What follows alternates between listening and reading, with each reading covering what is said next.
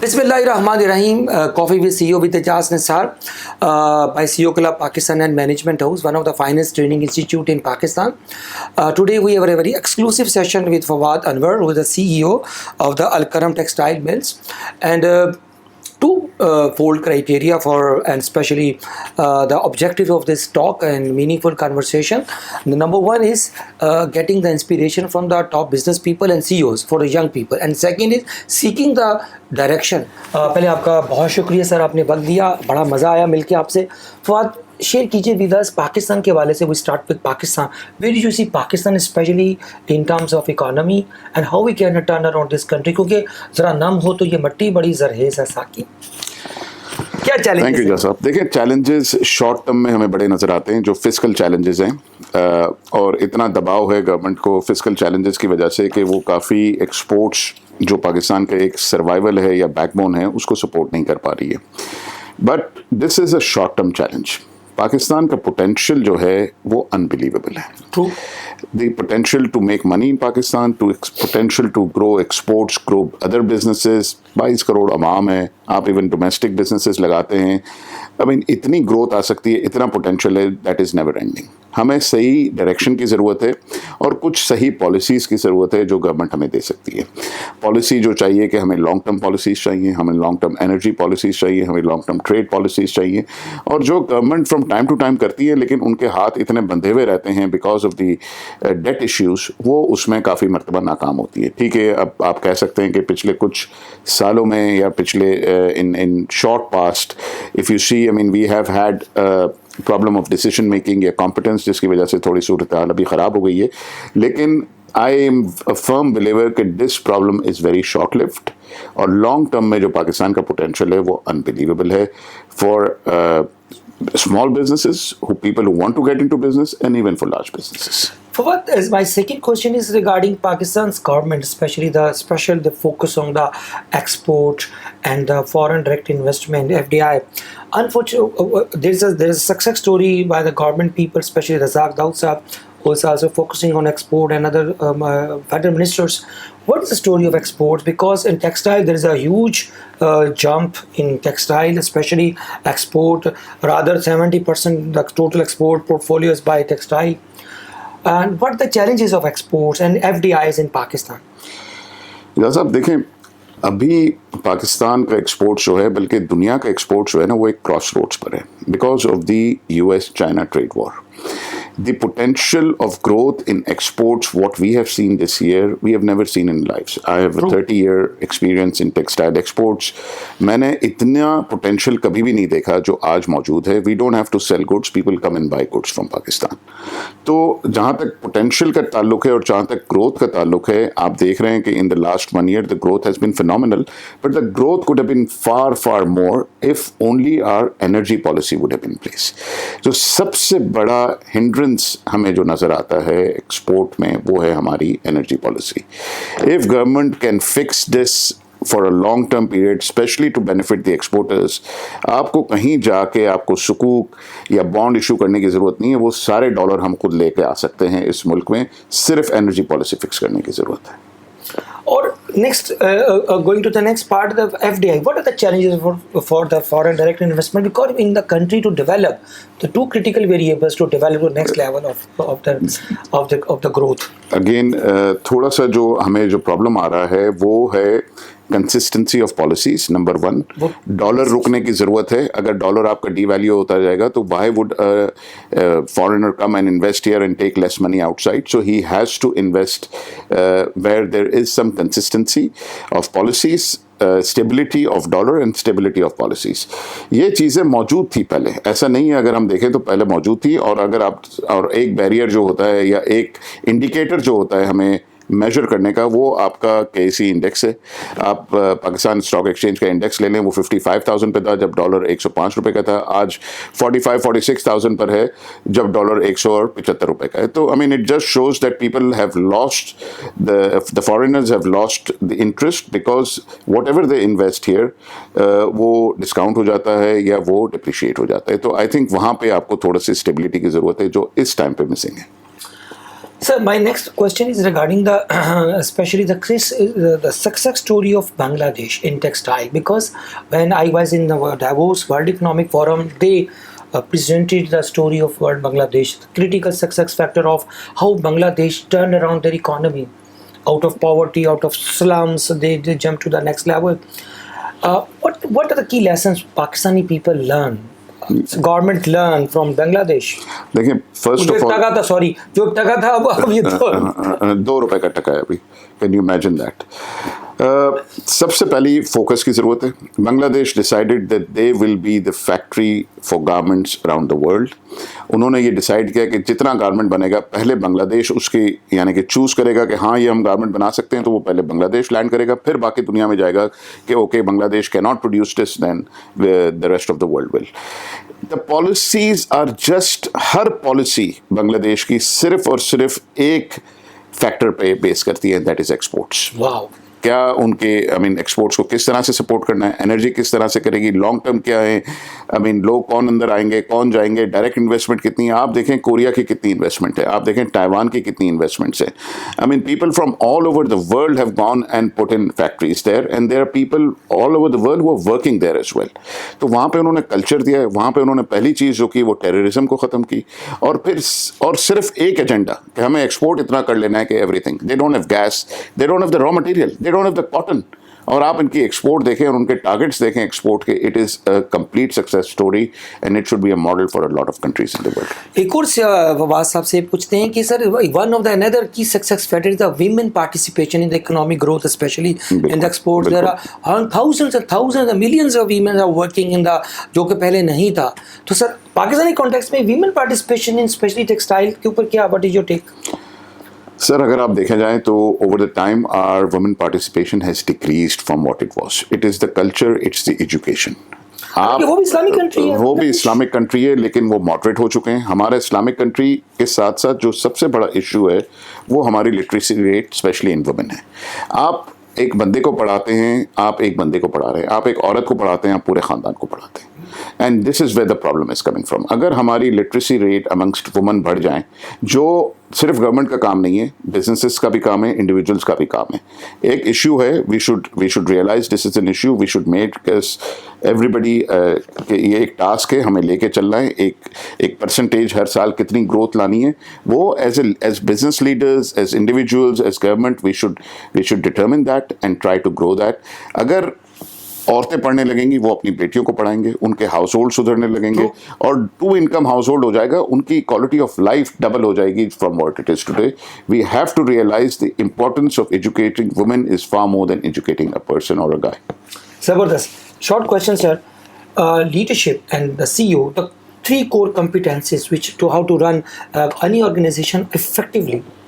देखिए, लीडरशिप, हमारे यहाँ एक और जो प्रॉब्लम आता है, हम लीडर्स जो होते हैं, including myself, we hire the best of resources and then we tell them what to do. तो हमें तो पहले ये आना चाहिए कि हम डेलीगेट कैसे करें. ब्यूटीफुल. ये स्किल बहुत क्रिटिकल है, ये बड़ा मुश्किल है, और ये स्पेशली पाकिस्तान का एक निज़ाम है, जो फैमिली बिजनेसेस होते हैं या बॉर्न लोग होते हैं, बिल्कुल वो जब तक नहीं होगा, ग्रोथ नहीं आ सकती है. If I want to grow, I have to delegate. That's the number 1. Number 2, controls. हमारे कंट्रोल्स और सिस्टम्स, हम कंप्लायंसेस हैं, हम जो हैं वो कंप्लीटली इंडिविजुअल बेस पे काम कर रहे होते हैं, सिस्टम बेस पे नहीं होते. अगर हम सिस्टम बेस पे आ जाएं, the controls will be much easier. The how do you run the companies? The systems are in place. You have to see the systems. You don't have to individual behind the wheel who is running that system. So these are the 2 core issues which I think अगर पाकिस्तान इसमें थोड़ी सी काम कर ले और थोड़ा realization हो जाए, our leadership will grow, and for that matter our businesses will grow. It means professionally managed businesses. बिल्कुल. That's the future and that's how it should be. This is the corporatization of the businesses. बहुत ज़रूरी है. Sir मुझे ये बताइए कि एक organisation को चलाने के लिए जो CEO की जो मेन कोर कॉम्पिटेंसीज है, as per the Harvard business review, वो है इमोशनली इंटेलिजेंट CEO या लीडर. आप क्या समझते हैं कि what is the importance of EQ and emotional intelligence for a CEO? Sir, emotional intelligence में देखा जाए, फर्स्ट ऑफ ऑल पाकिस्तान में जो आपको you have to distinguish between emotionally attached and emotionally intelligent. जब तक आप उसको differentiate नहीं करेंगे, आप wrong decisions लेते रहेंगे. You have to be emotionally intelligent, but you don't have to be emotionally attached to the business. Only then you can go and take the right decisions for the businesses. ये बड़ा प्यारा difference पर share किया. वैसे rare होता है कि वो तो इतना इमोशनली अटैच होते हैं कि वो फिर वो डिस्टिंग्विश नहीं रहता and then you start taking. क्योंकि मैं अगर इमोशनल होकर अगर डिसीजन लूंगा तो मैं सही डिसीजंस नहीं ले सकता. एंड फॉर दैट रीजन जो आपने पहले बात की, professionals have to take a decisions. I don't need to be a manager. I need to be an entrepreneur. And अगर वहाँ मैंने लाइन ड्रॉ कर दी, my decision making will improve automatically. बड़ी खूबसूरत बात की. पेरेंटिंग एक सब्जेक्ट है, मैं बहुत उस पर ट्रेनिंग्स कराता हूँ. उसमें अक्सर मैं पेरेंट को एक एडवाइस करता हूँ कि आपने अपने बच्चे को लेक्चर नहीं देना, क्योंकि he will not listen you. आप उसके टीचर के थ्रू अपनी बात बचाएं. ऐसा ही है. अगर आप इमोशनल, क्योंकि आप बच्चे के साथ आपका इमोशनल एक अटैचमेंट है, वो आपको सुनेगा नहीं. और मुझे अगर सिस्टम से कंट्रोल करना है, this is what I should do rather than कि मैं खुद बैठ के. और वो हम मिस करते हैं पाकिस्तान में. So that is a problem. Sir जो होता है stress is a part of game, is a fact of life. Fawad Anwar अपना स्ट्रेस कोपिंग स्ट्रेटेजी क्या रखते हैं टू मैनेज योर स्ट्रेस? देखिए, स्ट्रेस इसका सबसे बड़ा रिलीफ होता है when you have a good family and good kids. I've been very lucky. I've been blessed with a beautiful wife. I live with my parents, and so I'm the only son. And so वो मुझे एक बड़ा ही de-stress factor होता है. And of course my kids, तो family. So I think if you have that balance in place, इससे बड़ा de-stressing factor कोई नहीं हो सकता. फवाद अनवर अपनी फैमिली वर्क बैलेंस को जस्टिफाई करते हैं? सर, डिफिकल्ट क्वेश्चन है. Very very difficult question. और आप मेरी फैमिली से पूछेंगे तो वो इधर उधर देखना शुरू कर देंगे. लेकिन I think I compromise on a lot of other things to spend time with my family. So I think because not only that makes me happy, I think it is very, very important for the family, especially for kids who are growing.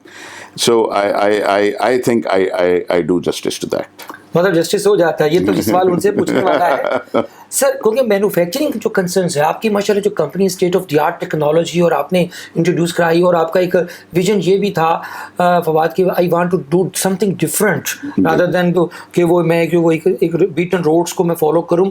तो उसमें एक manufacturing के अंदर एक गुस्सा बात आता है. डेडलाइंस जो होती है लोगों की ना, लोग सरप्राइजेस बड़े देते हैं. तो एक anger is also to manage anger is very important. गुस्सा आता है और कैसे काबू करते हैं? सर, काफ़ी चीज़ें नॉर्म बन जाती हैं ज़िंदगी की, तो वो गुस्सा फिर इतना नहीं आता है इन चीज़ों को लेके. दूसरा ये कि अगेन जैसे मैंने कहा कि आपको सिस्टम्स इन प्लेस करना पड़ता है. तो ये जो इश्यूज होते हैं उसको आप रोज़ फेस नहीं कर रहे होते. You have to delegate, you have to live in, you have to understand the nature of the businesses. और देयर आर सम बिजनेसेस जिसका ये पार्ट एंड पार्सल है, तो you have to accept it and move on. Books पढ़ते हैं? जी. 3 books which really you love to read and love to recommend others, especially students. Sir, ये मैंने आपको 2 बुक्स का पहले बताया, which are my by far. एक एटॉमिक हैबिट्स का मैंने बताया, आउटस्टैंडिंग बुक. और एक मेरी ऑल टाइम फेवरेट है, गुड अर्थ बाय इकार्ट टोले. एंड दैट टॉक्स अबाउट कि आप अगर ईगो को अगर दरवाजे के बाहर छोड़ देंगे तो you will be a complete different person and you would be able to do far more than. Atomic habit की एक लाइन बताएं, क्या बड़ी कमाल की. ये one of the latest book है. अभी तो ये मुश्किल सवाल पूछ लिया है. नहीं, मैं बताता हूँ. उसके अंदर ना एक बड़ी खूबसूरत एक बात की है उसने, कहा टोले ने, उसने कहता है जी 1% आपने डेली अपनी इंप्रूवमेंट्स करनी है. Never go for the big things. बिल्कुल 1% छोटी इंप्रूवमेंट्स आप जो रिजल्ट है वो 38 टाइम्स है इन अ ईयर. बिल्कुल ऐसी बात है. 38 टाइम्स आपकी जो एक ना क्वांटम इंप्रूवमेंट आती है, little improvement. Little things are big things. ऐसे ये एटॉमिक हैबिट्स का बिल्कुल टेक अवे. सर, मुझे ये बताइए कि जिंदगी में मुश्किल decisions, because CEOs have to make decisions. Sir, बहुत सारे मुश्किल डिसीजंस शादी के अलावा. शादी तो आसान डिसीजन था. देखें, we are a family business for a long time. So family businesses जब ग्रो होते हैं तो फैमिलीज अपार्ट भी हो जाती हैं और इधर उधर जाने लगती हैं. So over time, I had to face that. That was always a difficult business proposition to take over a factory. I mean, in the sense, I had to take over the business part of it. One of the issues I had with the loss in family, I think that was my younger brother died. So that was a big loss, and that was very difficult. How to move everybody, especially parents. So ये चीजें आती हैं. You have to live with it. It's life. It makes you learn a lot of things. True. And there are times, I mean, you cannot easily forget these things, but you have to live with them, and you have to learn how to live with them. Second last question, फिर उसके बाद last question वो wrap up. Fawad साहब से पूछते हैं कि what is his माशाल्लाह सीक्रेट ऑफ सक्सेस या मंत्रा ऑफ सक्सेस, और जो उनके चेहरे पे एक जो मुस्कुराहट है इसका क्या राज है? सर ये दोनों छोटे छोटे आंसर। सर मेरी एक सबसे बड़ी जो और एडवाइस होती है वो सबको कि do what you like to do, you have to be passionate about what you do. अगर आपने सिर्फ अपने पैशन को फॉलो कर लिया, I love textiles, I love what I do, I am in the sense कि very technical about the things as well. I mean fabric की designs हैं, ये सारी चीज़ें, it's not my job but I love doing this. मुझे अगर choice मिलती है कि मैं 12 घंटे फैक्ट्री पे बैठूं तो मैं 12 घंटे फैक्ट्री पे बैठता हूँ। It is my passion to do this, so that is the number one reason I enjoy what I do. And if you enjoy what you do, it's not work for you, this is leisure for you. वो बनौट शाह था, अंग्रेजी था, पढ़ते थे literature, उसमें एक line है बड़ी प्यारी, आई डेडिकेट टू यू।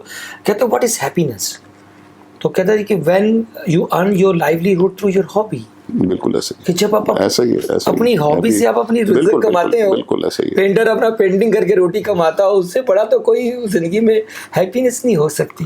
तो ये प्रॉब्लम जो आए, that's part and parcel of what we are. मुझे ये प्रॉब्लम्स नहीं नजर आते। लास्ट क्वेश्चन, बच्चों के अंदर नई नस्ल जो 25 ईयर्स से बिलो हैं और पाकिस्तान के 65% जो बल्ज है यूथ बल्ज, जो कि 15 करोड़ से बनते हैं करीब, इन बच्चों के पास अब कोई अपॉर्चुनिटीज़ नहीं है, जॉबलेसनेस बहुत ज़्यादा है, एंड दैट क्रिएट्स होपलेसनेस। क्या आपका पास रेमेडी है या जवाब है इन बच्चों के लिए, मैसेज ऑफ होप? देखिए, 2-3 चीज़ें हैं। First of all, one has to follow the passion. तो ये आपको ये बोझ नज़र नहीं आएगा, आपको ये लगेगा कि yes I am doing what I am enjoying. Education is a must, ठीक है। Most important thing, there are no shortcuts in life, there are no shortcuts in life. मैं अपने personal experience, number of years, I am turning 54, I can tell you ये सारी बातें बेकार हैं दुनिया में जो भी हो। There are no shortcuts in life, you follow what you have to do, you do the right thing, you will achieve what you want, simple as that। ये शॉर्टकट का जो आजकल सिलसिला है, और आजकल मैं इसलिए कहता हूँ कि I've seen it from number of years and ये सारी बातें जो है ना ये बेकार है। This you have to do it the right way, there is always a right way and a wrong way। Right way is the normal way, no shortcuts, there are no shortcuts, there are no free lunches, simple, this is how the world is। Sir closing पे कोई आपकी को दिल के पास कोई प्यारी सी quotation, कोई शेर, कोई अदब, लिटरेचर जो आप... सर मैं तो आपसे बड़ा इम्प्रेस हुआ कि the way you have been working, और बड़े लोगों को देखा है उन्होंने अपनी नीश बनाई है, आपने अपनी जो नीश बनाई है that is very very different. और हम लगे रहे मुन्ना भाई लगे रहो, और it's very different, you see. It is not easy to distinguish yourself in this environment. बहुत बड़ा पाकिस्तान है, और मैं जब इजाज साहब को देखता हूँ कि यार वो आपको पता चल जाता है कि इसने अपनी नीश, बिजनेसमैन होते हैं, पॉलिटिशियंस होते हैं, तो मैं क्या बोलूँ आपके लिए। मैंने एक शेर मुझे आपके लिए याद आ रहा है कि क्या उसने जमाल है, क्या रंग रूप है, वो भीड़ में भी जाए तो तना दिखाई दे। मेरा निकाल गया ये दो, I am speechless. Thank you very much, इनका बहुत शुक्रिया फवाद साहब का। He made my day. मैं इतना I was so tired but he made my day. Thank you very much. Allah हाफिज़।